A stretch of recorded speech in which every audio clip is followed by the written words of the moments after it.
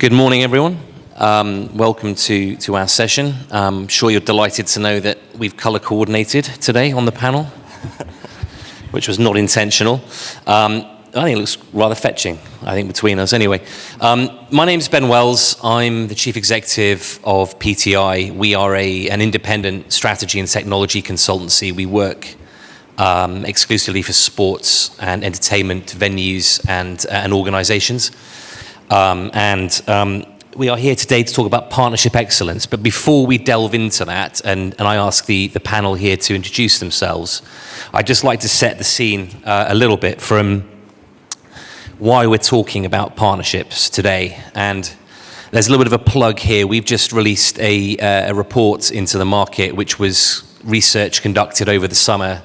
We were asking senior leaders in sport in the UK and Ireland, trying to understand what they think their financial prospects are, where they see growth coming from, what the blockers are to growth, and to understand a little bit more about their relationship with data and technology. And it's a drum we have been banging for a long time, but it was actually really fascinating to see that large swathes of the industry recognize that we've got a problem. It's harder than ever to raise revenue.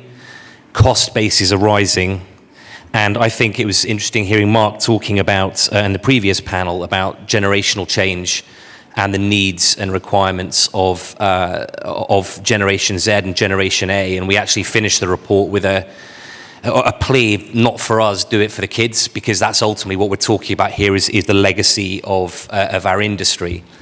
You can download the report at our website, ptidigital.com, and I will delve back into some of the findings on there. But as I say, it's a drum we've been banging for a long time.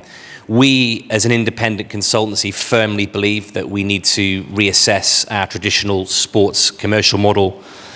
We think we need to take a very different approach to risk. We think people have got to put a lot more skin in the game. And for us, 1 + 1 should equal 3.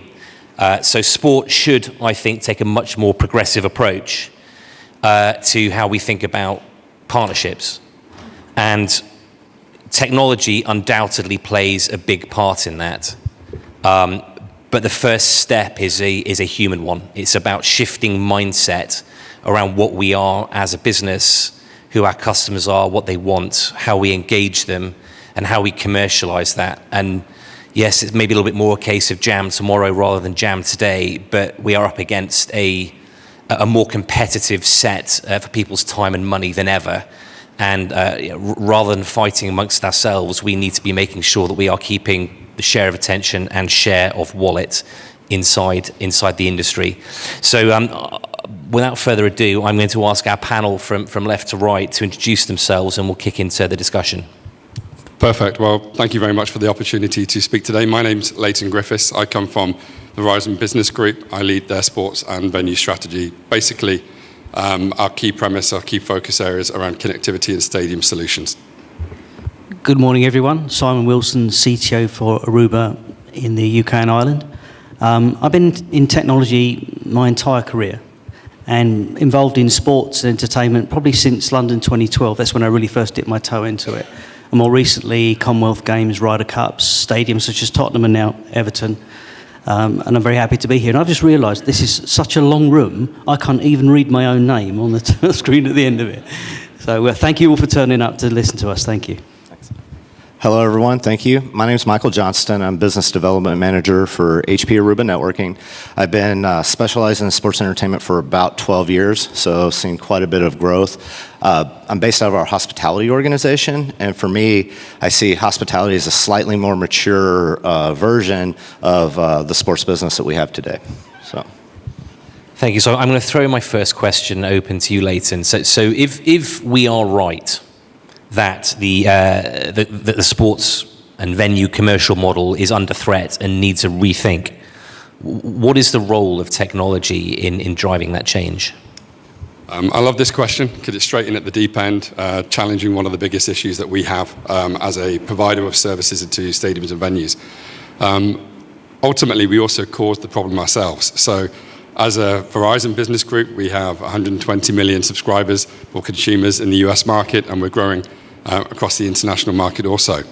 The big challenge for us is that we do sponsor major events. So we kind of raise the expectation that when you look at the NFL and we look at the MLB and we look at recently the announcement that we've made where Verizon's now the telco sponsor for FIFA World Cup 26 and 27.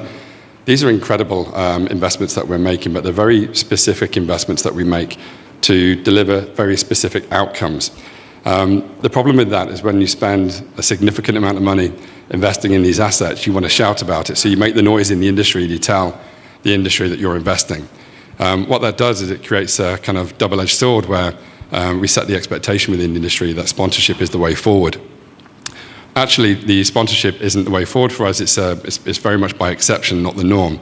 So when we invest in sponsorship assets and we put investment into the likes of the NFL is a great example where we use that as a test bed for all our innovation. So when we look at private networks and we look at developing new solutions for that particular market, the investment allows us to be really front edge, bleeding edge when it comes to technology and innovation. And again, with FIFA, we're already established in many of the venues for the World Cup. We have teams of people on the ground today. So we're primed to be able to support such a big event and a global event such as the World Cup in 26. So the key message for me is that really, when we look at sponsorship investment, we see these as exceptions to the rules, not the norm, but we've set the expectation in the industry that it becomes the norm. And so subsequently, we kind of created our own tension within the industry. That means that the adoption of technology and the acceleration of technology becomes a bit stifled. I'm interested in your view. Yeah, I absolutely concur. And I think, I love working in sports and entertainment. I guess from being a kid, you see the logos, your teams, and it's exciting, right? It's exciting to work on these kind of projects. And then you kind of see that actually there's an opportunity for sponsorship. And now I'm very fortunate that as a Hewlett-Packard Enterprise, we're a big company and we can afford to sponsor and we can afford to market to multiple different markets, but we can't sponsor everybody. So once, we've done a deal with a huge stadium like a Tottenham Stadium, and in fact, this is a problem my CEO is going to come face to face with at the end of the year, because we're making a major acquisition in the market, which means that our logo, effectively, we'd be on 3 Formula One cars. How do you justify that to your shareholders? So something has to give. So whilst working on these kind of projects is really, really exciting, and I love to do it, sometimes the sponsorship can get in the way because we can't sponsor everybody, and I'd like to work with everybody and bring what we can do to them, and it's not always possible. So following on from that, Michael, is there a tension between, we obviously know that we're very short term in our industry. Mm-hmm. We're always looking for someone to cut us a check. What's the tension between venues thinking from a strategic perspective and being short term commercially led? If we look up, we always have a conversation about the term monetize. And if we look it up, Webster's defines monetize as conversion of debt to currency. After a renovation, a new stadium build, and a launch, our customers come back to us, and the realization is that data becomes the new currency. So if we're engaging in a monetization discussion, but we're actually talking about CapEx offset onto the front end, we can never realize that monetization onto the top end. So it does become an engagement hurdle. And to the panel, in your experience, do you think venues, sports organizations are set up to realize the value of that data as a currency? Most of them today are not. Again, I reference back kind of to the hoteling industry. The connection has become a commodity, more like a utility. So all the investments, particular to the pandemic, was into the mobile apps to create kind of digital real estate with 24/7 connections to the clients. And then as the economies opened back up, we didn't have the connections to utilize any of those investments we made. So once we start realizing that we do need to make the investment into the tech, and the tech needs to become a core part of the business, then that is when the data actually does get realized as currency. Ben, can I add something to that as well? Please. I think that we talk about sponsorship and technology in terms of a tension that exists in the industry between service providers and the venues themselves. We actually see this tension exist within the clubs. So we had an example where about 6 months ago I was invited to a training academy of an English Premier League football club.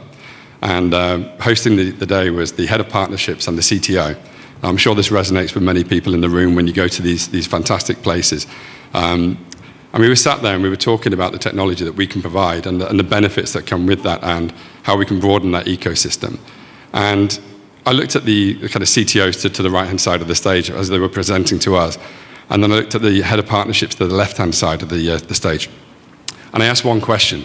And the question I asked them both was, if you could have the very best technology working with the technology partner that can be your strategic partner and take you forward, but you have to pay for the technology, versus having free technology, it's sponsored, it's paid for, but it's a tactical transaction and it just gives you the solution you need today, but not necessarily the solution for tomorrow. Or in the center, the hybrid approach, which one would you take? And I kind of posed the question to the CTO first. And the CTO just went, I want the best. We'll pay for it, we'll build the business case, I want the best solution. Because I've got a plan for the future, I'm responsible for it. And I turned to my left and I could see the head of partnerships just literally staring daggers at the CTO going, what are you talking about? I mean, this is a commercial opportunity to sell a category to a sponsor.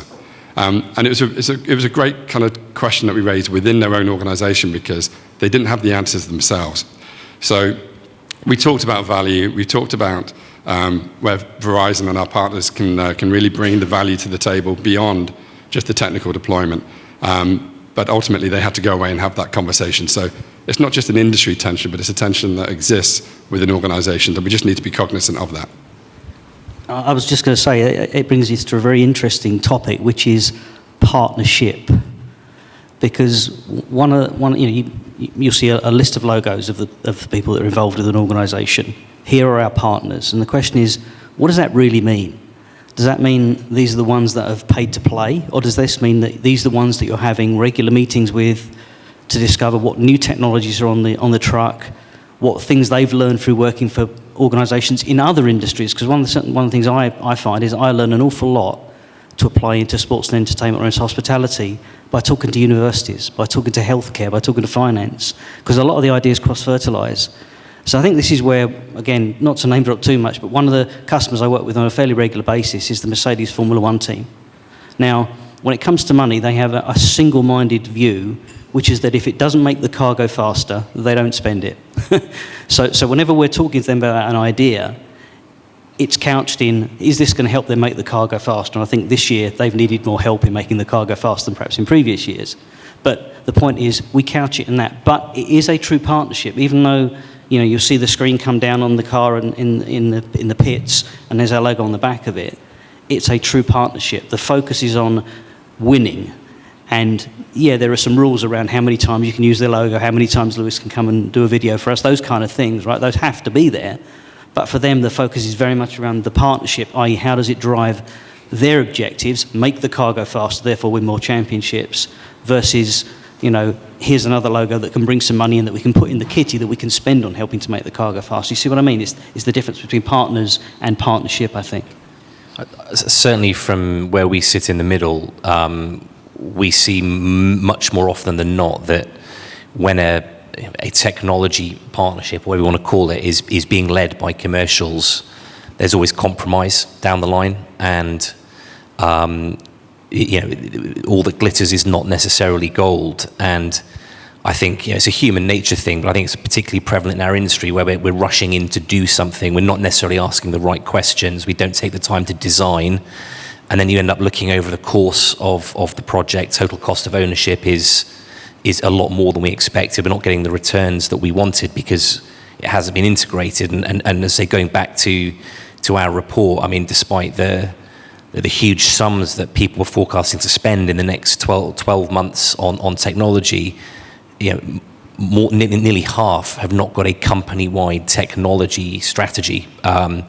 And because a lot of sports organizations are siloed, technology there's a cap on what it can achieve because we're not thinking about it correctly. And I remember CEO of a Premier League club a few years ago asked me, what's the ROI model on Wi-Fi?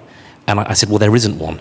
I know that's not what you want to hear, but it's an enabler of what Michael's just been talking around data as a currency, but the club was just not set up at all to realize that value. So I think we're often looking for silver bullets, but we need to think about it in a much wider ecosystem, much wider strategic approach. And we would always counsel against being being led by someone that comes offers you a check, because there's always a catch. Always a catch. Yeah, you're dead right there, because do anyone remember a time when you paid for Wi-Fi?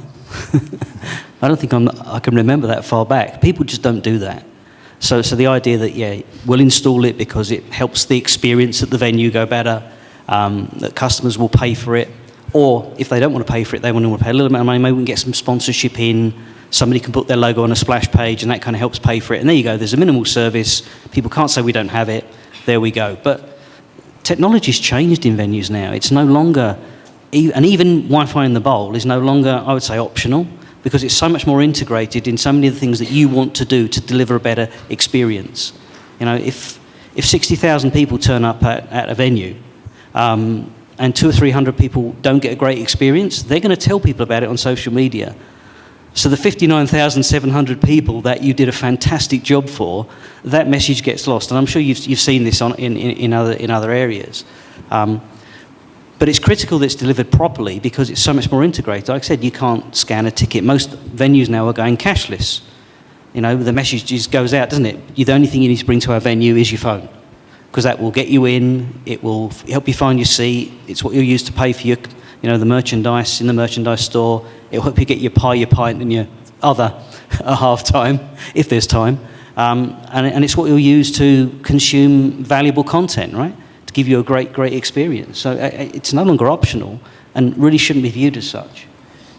So Michael, if, as the data suggests, revenue is harder than ever to generate, how do we drive greater value from partnership? And I'm thinking about this in two different ways. I think there's a piece around the partnership between the technology company and the venue, or the sports organization, but also thinking about you guys, how you work together, how Verizon and HPE together equals more than two.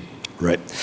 So we've hit a commoditization phase. Putting tech in stadiums is kind of a relatively new one, especially empowering the fan to have control and access to that. So as we look at the needs of every individual stadium, on the previous panel, they talked about how bespoke the tech packages actually need to be. We make a connection, right, and interconnect all these tech. So we have to have a partner who has access to the end nodes, like Verizon, who has a massive lab to do all that integration testing for us.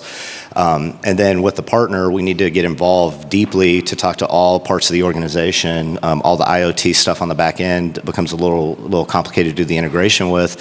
So each one of these we do view as a very bespoke tech package. And if we do try to, again, do the kind of cookie cutter approach that Vicky advised against, we end up disenfranchising certain user groups.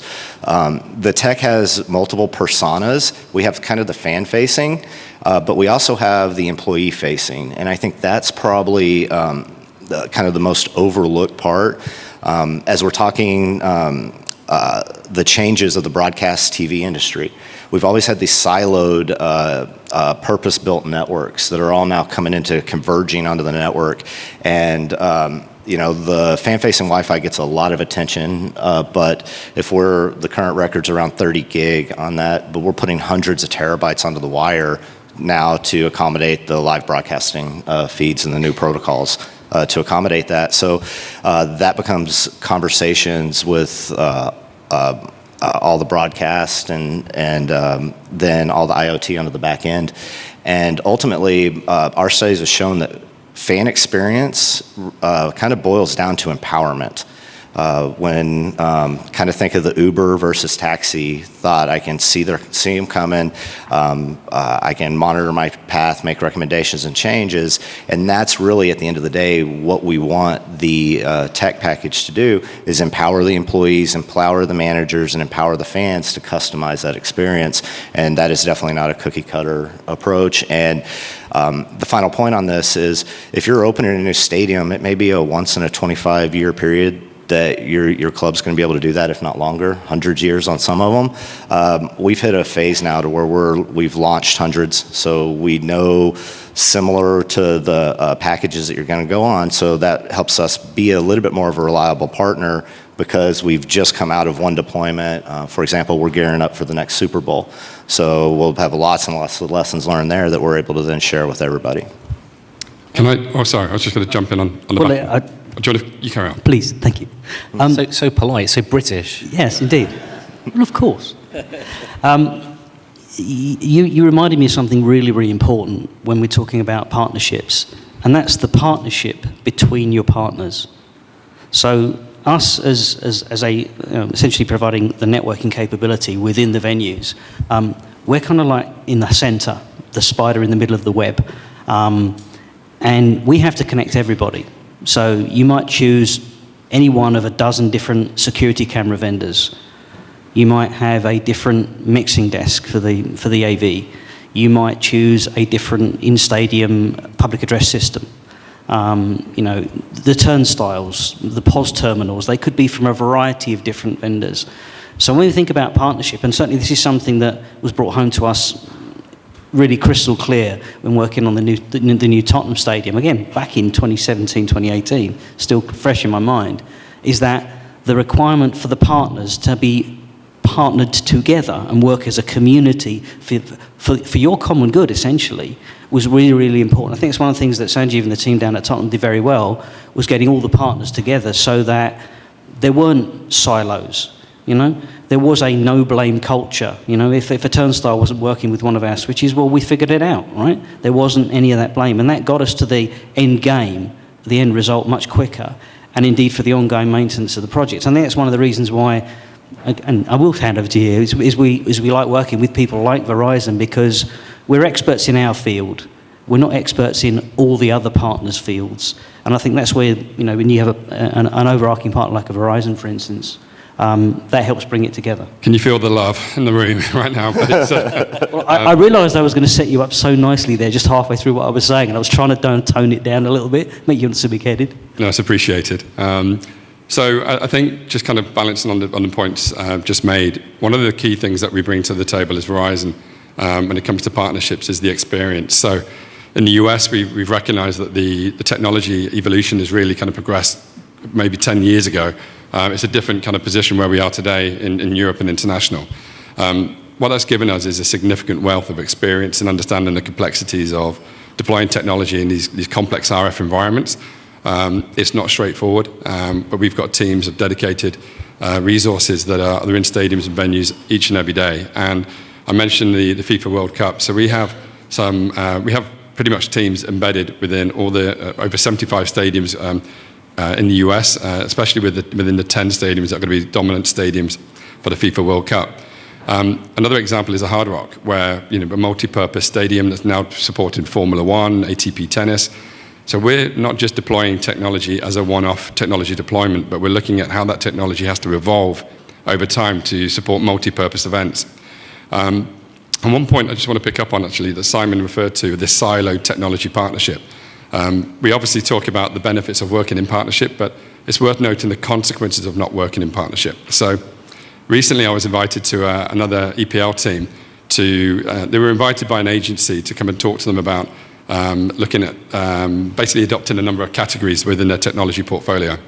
And I sat with them, and they kind of presented this wonderful catalog of services, most of which that we were actually interested in were already taken and already sort of sold to sponsorship. So somewhat disappointing, but that's their position.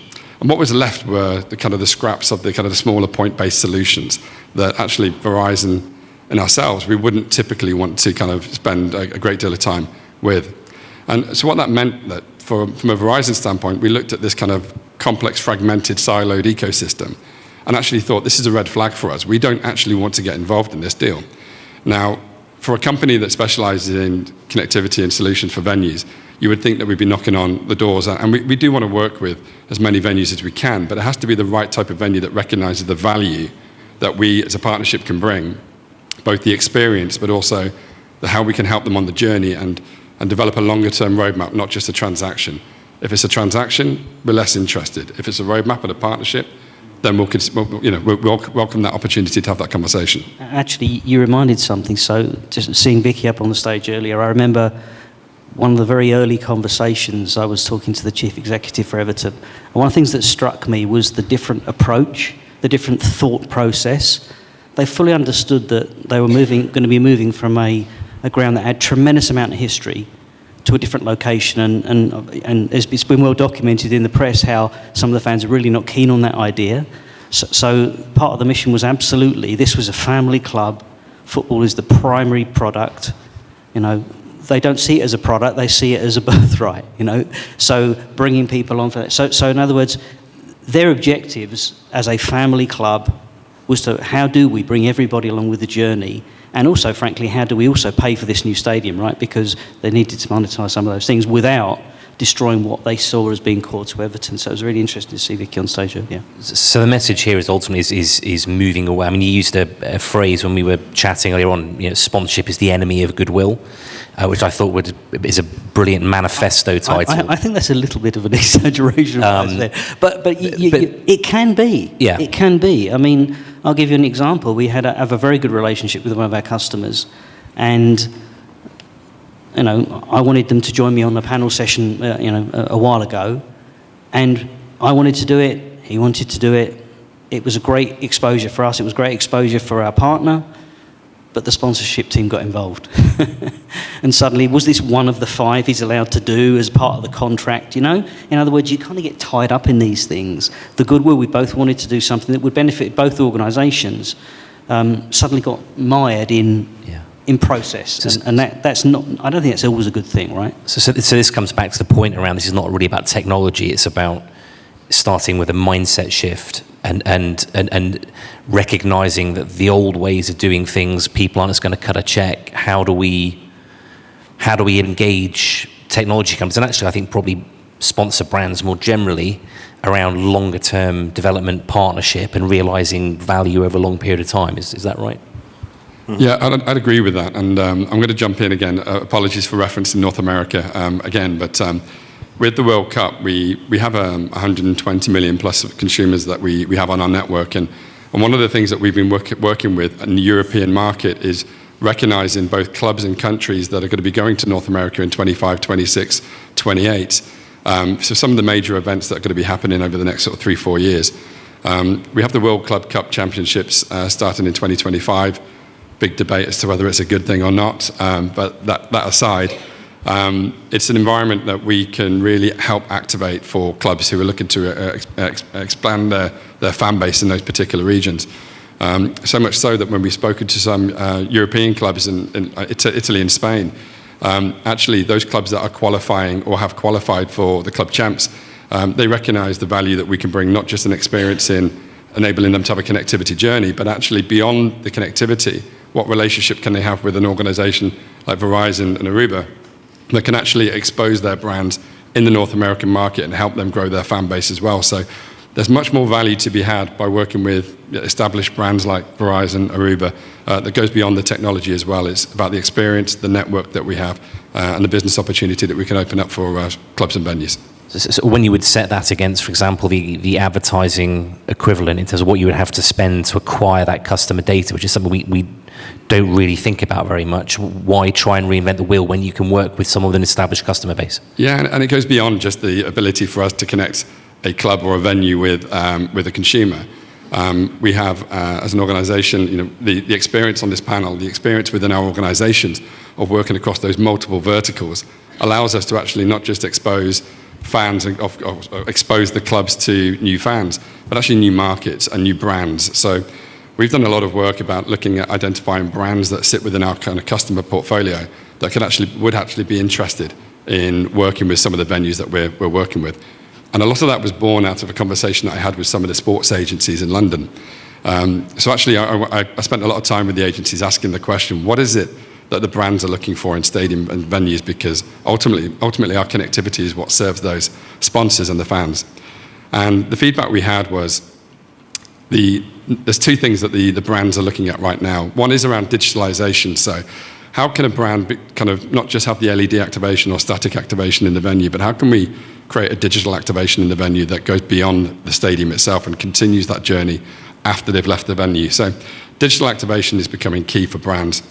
Second thing was, they kind of gave me an example, and they said, if there were 2 identical stadiums side by side in the same geographical location, the same size of fan base and same kind of persona of fans, and same stature in the Football League as well, so all things are equal, They said, if you had one stadium that was fragmented in silos, had multitude of technologies, but they were all independent, there was no kind of clear strategy for digital activation or digital roadmaps, versus working with an organization like Verizon and Aruba, where we've got a foundation that is not only strong, but it's an ecosystem that's been proven and tested and across many, many venues. Where would you put your brand? And it wasn't even a heartbeat, they said, that they would make that decision to come to an organization that has that well-established kind of understanding of how to bring ecosystems together and drive value for these venues. So to hear the industry telling us that gives us some hope that working with partners and working with the ecosystem and bringing it together is going to add real value for these venues going forward. So this is very much about selling what people want to buy rather than what you want to sell, which is a challenge.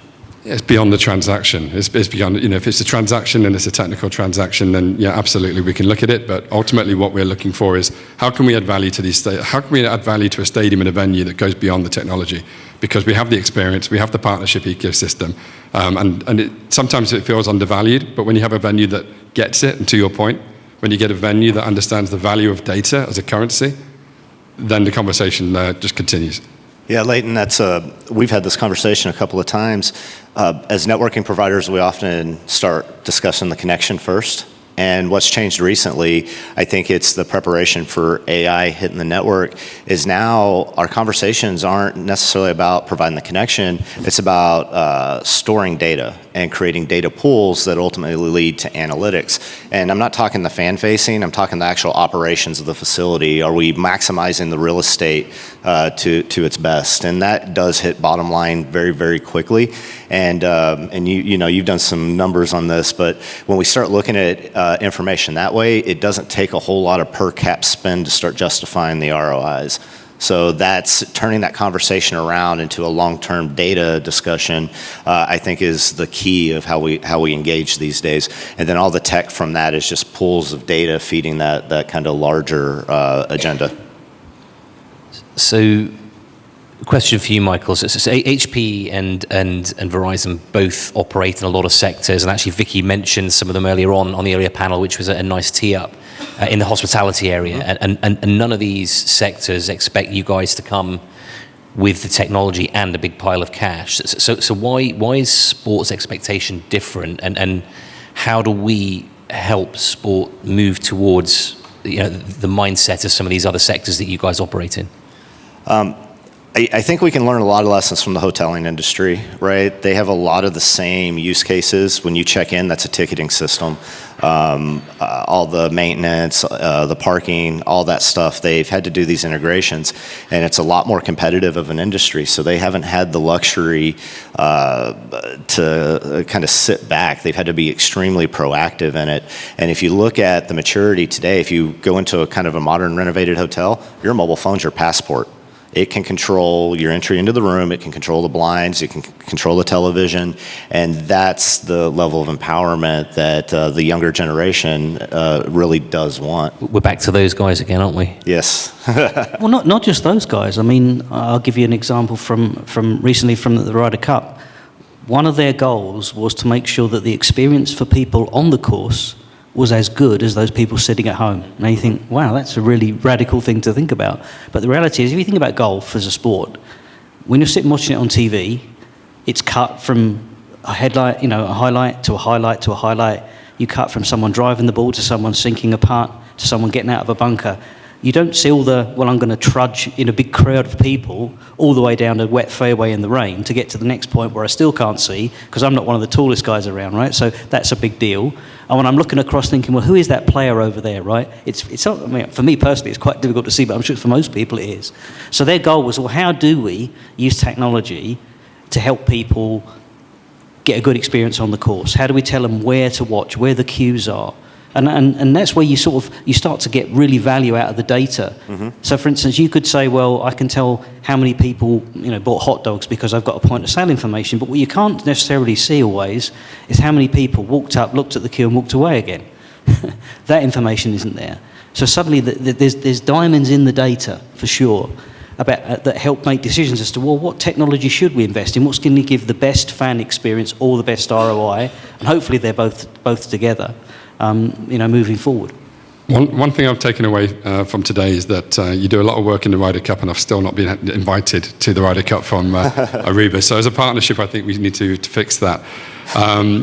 But we talk about kind of what our value is in terms of the stadium and venue space, and I keep coming back to experience and the experience of partnership. And I think that one of the things that we really we have to do more, and it's a responsibility that we have to take, which is to actually prove out the use cases and prove out the case studies and prove the win-win mindset. And one of the things that we're working on jointly together at this moment in time is we have a venue that we're working with, and as part of that conversation, we've got to a point where they can't get over that bridge of kind of the investment. There's still a bit more investment that they need, and so they can't pull the trigger. So what we've done is we've taken it away and we've looked at kind of where we've seen growth in terms of the US markets, where we've seen how we've seen some of the venues monetize the investment in the technology.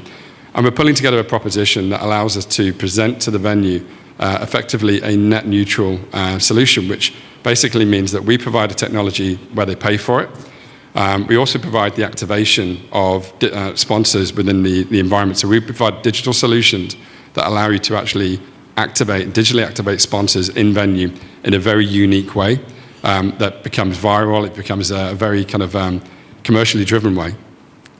But ultimately, the people that are paying for the technology are the sponsors.